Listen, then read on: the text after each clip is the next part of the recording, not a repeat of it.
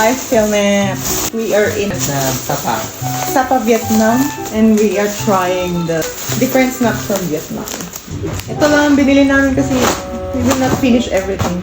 Okay, we'll try this first. Try natin. Half for you, half for me. Ooh, look at that. Para siyang Japanese cake. Oh. It's not that much sweet. Sarap naman. Also. Ang lambot. Bye-bye. Ang sarap. Masarap. Masarap. Nice. Not too much sweet. The only sweet thing is the one on top, babe. Yeah, so that's why I The give white you. sugar. Bagay ito sa kape. It's good with coffee. Okay. What's your rating, Maya? 10. Yeah, 10. 10 also for me. Sarap. Next, try natin to. Chan! Mukhang hopya. This one looks nice, babe. This is not sweet. Come. Kagat. Kasi ito, sa Kaya mo. karma? Look like it. Ganyan siya. Where is it? Chan!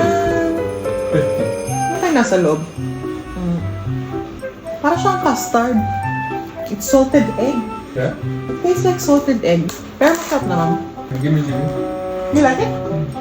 So, how do you rate it? Okay. 10 on din. 10 din yung rating niyo. For me, it's only 7. So, pass na siya sa sweets. Sakit na yung ngipin niya. Try na natin si KitKat. Tayo na lang mag-try ng KitKat. Try. KitKat. My favorite strawberry. Okay, mga Philnep. Favorite ko ang KitKat pero ito ang sobrang tamis niya. Hindi ko kaya ubusin. Dalawa lang. Nasakit sa lalamunan. Ang rate ko pala sa KitKat, parang 5 lang. Next kaya try natin yung Vinamilk or Vinamilk. Since 1976 daw siya. Ang cute. Ang liit. Shake. May pagka-Yakult na konti. More on strawberry taste. Pwede na. Rate ko dito is 7. Next. Chips, babe. Naman chips. Parang 5 piraso lang. Ang flavor niya pala is sweet and spicy gochujang. First try. It's not spicy, babe. Sarap naman. This is good with the beer, babe. Bagay siya dito. How many percentage is this? 4.6. O, dahil may bukas na siya.